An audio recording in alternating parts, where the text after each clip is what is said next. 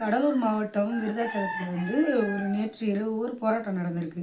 என்ன போராட்டம்னு பார்த்துக்கிட்டிங்கன்னா, அரசு பணியாளர்களுக்கு கொஞ்ச நாட்களாகவே அரசு சார்பாக நிறைய தொந்தரவுகள் இருக்குதுன்னு சொல்லி நிறைய பிரச்சனைகள் நடந்துகிட்ருக்கு. அதுக்கெல்லாம் அண்ணன் சீமான் அவர்கள் நிறைய குரல் கொடுத்துட்ருக்காங்க. அதனால் இப்போது நேற்று இரவு விருதாச்சலத்தில் உங்களுக்கு ஒரு போராட்டம் அறிவிச்சிருக்கிறாங்க.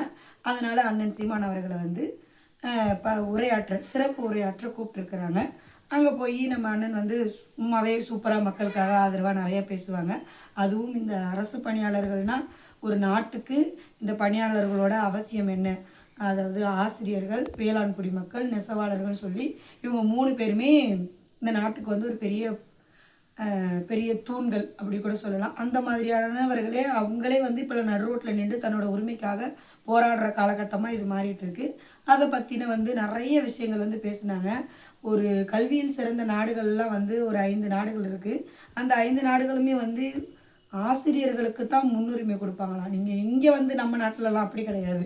யார் அரசில் அரசு சார்ந்தவங்க அவங்க எவ்வளோ கேவலமான குடிகாரங்களாக இருக்கட்டும், அவங்க எவ்வளோ அவங்களோட வாழ்க்கை தரத்தில் குறைந்தவங்களாக இருந்தாலும் கவர்மெண்ட்டு அரசோடு சேர்ந்தவங்க லிங்கில் இருக்காங்க, ஒரு பதவியில் இருக்காங்க, ஒரு பொறுப்பில் இருக்காங்கன்னா அவங்களுக்கு தான் இங்கே முதலிடம். அதே மாதிரி பணம் யாரெல்லாம் வச்சுருக்காங்களோ அவங்களுக்கு ஆட்டோமேட்டிக்காக இந்த அரசு பாதுகாப்பும் கொடுக்கும்.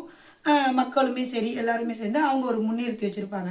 ஆனால் கல்வியில் சிறந்த நாடுகள்லாம் இருக்குது இல்லையா, சிங்கப்பூர், ஹாங்காங், ஜப்பான், இந்த மாதிரியான நாடுகள்லாம் அவங்க எவ்வளோ பெரிய ஆளாக இருந்தாலும் ஆசிரியர்களுக்கு தான் அங்கே முன்னுரிமை கொடுப்பாங்களாம். அவங்களுக்கு தான் மரியாதையாக, அவங்களுக்கு தான் ஃபஸ்ட்டு ரெஸ்பெக்ட், அதாவது மரியாதை அவங்களுக்கு தான் முன்னாடி இருக்கும்.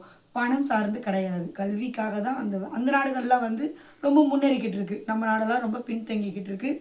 அதனால தான் நடு ரோட்டில் நின்று நம்ம ஆசிரியர் பெருமக்கள் கூட நிறைய அரசு ஊழியர்களுக்கே நிறைய பிரச்சனை நடந்துக்கிட்டு இருக்குது. இந்த போராட்டத்தை பற்றி அவங்க ரொம்ப அழகாக சிறப்புரை ஆற்றிட்டு வெளியில் வந்திருக்கிறாங்க. வந்தோடனே ஒரு நல்ல ஒரு குடிகாரர் அவர் நம்ம அரசு இருக்கு இல்லையா, திமுகவை சேர்ந்த ஒரு குண்டர், ஒரு ரவுடி. அவர் காரை அடிச்சிட்டு அவங்க அம்மா அண்ணன் சீமான் அவர்களோட அம்மா காரில் இருந்திருக்காங்க. அவங்களையும் தேவையில்லாத தகாத வார்த்தைகள்லாம் பேசி ஒரு அம்மா மாதிரி இருக்கிறவங்களெல்லாம் எப்படி பேச தோணுதுன்னா தெரியல.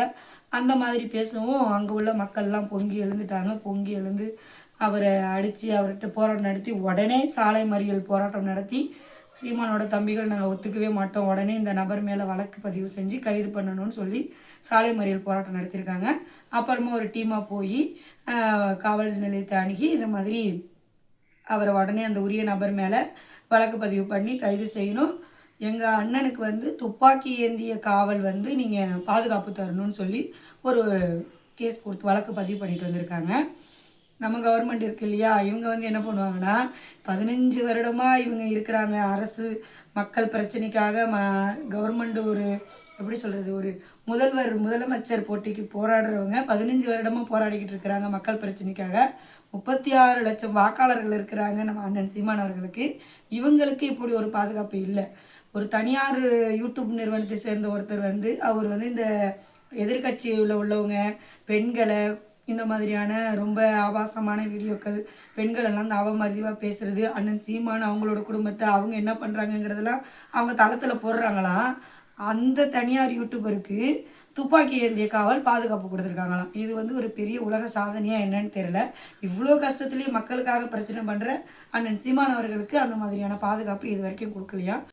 இப்போ நாம் தமிழர் கட்சியை சேர்ந்த நம்மளோட சகோதரர்கள்லாம் இதை நாங்கள் விடவே மாட்டோம், இப்போ நீங்கள் அந்த உரிய நபர் மேலே நீங்கள் வழக்கு பதிவு செஞ்சு அதோடு எங்கள் அண்ணன் அவர்களுக்கு நீங்கள் துப்பாக்கி ஏந்திய காவல் பாதுகாப்பு கொடுக்கணும்னு சொல்லி ஒரு வழக்கு பண்ணியிருக்கிறாங்க. இதே தான் நம்ம சேனல் சார்பாகவும் நம்மளும் ஒரு பதிவாக இங்கே போடுறோம். நீங்களும் நாம் தமிழர் கட்சியை சேர்ந்த சகோதரிகள் நிறைய பேர் இருக்கீங்க, நிறைய பேர் சப்போர்ட் பண்ணுறீங்க.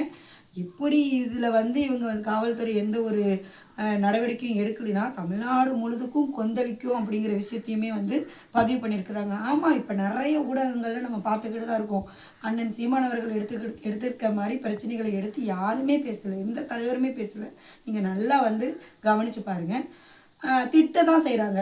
இங்கே நம்ம குடும்பத்திலேயே நம்மளுக்கு தெரியும், ஒரு நல்லவர் இருந்தாருன்னா அவர் ரொம்ப அடித்து நொறுக்கப்படுவார்.